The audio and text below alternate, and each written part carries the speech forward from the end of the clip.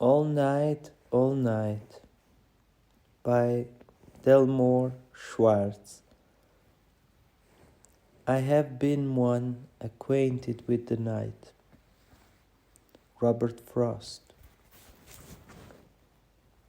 Rode in the train all night in the sick light. A bird flew parallel with a singular will. In daydreams, moods, and attitudes, the other passengers slumped, dozed, slept, read, waiting and waiting for place to be displaced, or the exact track of safety, or the wreck of accident. Looked out at night, unable to distinguish lights in the towns of passage from the yellow lights numb on the ceiling.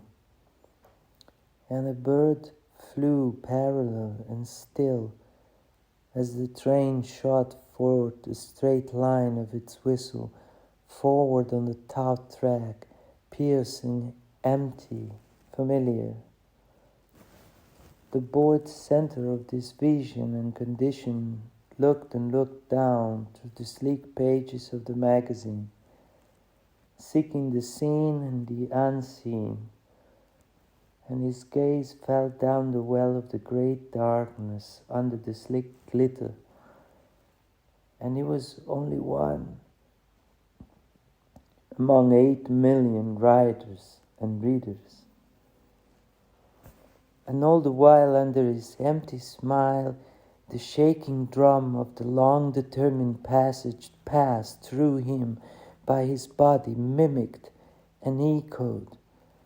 And then the train, like a suddenly storming rain, began to rush and thresh the silent or passive night, pressing and impressing the patient's foreheads with a tightening-like image of the rushing engine, preceded by a shaft of light, piercing the dark, changing and transforming the silence into a violence of foam, sound, smoke, and succession. A bored child went to get a cup of water and crushed the cup because the water too was boring, and merely boredom struggled. The child, returning, looked over the shoulder of a man reading until he annoyed the shoulder. A fat woman yawned and felt the liquid drops drip down the fleece of many dinners. And the bird flew parallel, and parallel flew the black pencil lines of telephone posts, crucified at regular intervals, post after post, or thrice crossed, blue-belled, anonymous trees. And then the bird cried, as if to all of us, "Oh, your life, your lonely life, what have you done with it? And done with the great gift of consciousness? What will you ever do with your life before death's knife provides the answer, ultimate and appropriate?" As for my part, felt in my heart as one who falls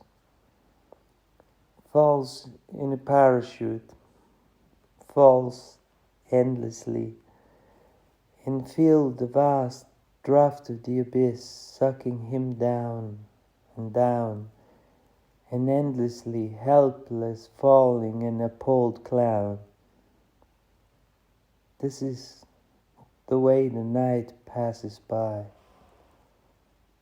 This is the overnight endless trip to the famous unfathomable abyss.